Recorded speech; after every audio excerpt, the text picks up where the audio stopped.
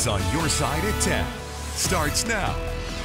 Thanks for joining 6 on Your Side tonight. I'm Don Nelson. Our top story at 10 o'clock. An Idaho teacher is found not guilty of animal cruelty.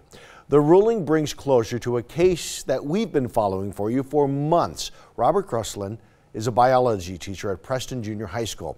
As we told you back in March, parents accused Crosland of feeding a sick puppy to a snapping turtle. Prosecutors say the feeding happened after school hours with students in attendance. Crosland's attorneys say they are ecstatic about the trial's outcome, the defendant emerging from the courtroom, hugging his family just moments after the verdict. I would just like to thank all the support that I've received, and I'd like to thank this community for staying behind me. And it's really what got me through all this is just their comments and talking to me and expressing their love for me. Thank you very much.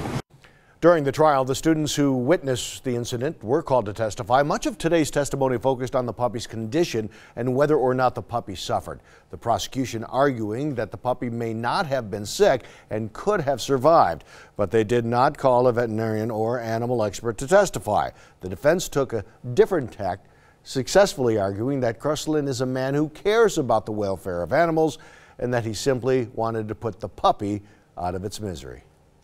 And because it was a puppy that people humanize and bring into their home, they felt that he created some suffering for this animal, when in fact, if he would have failed to feed his turtle, that would have been suffering. So he was in a situation where he was just trying to do what was in the best interest of his animals, trying not to waste a life, and teach students the circle of life. A former student turned animal activist is the one who brought the incident to police. Jill Parrish told 6 on Your Side back in March that such feeding displays were not uncommon in his class.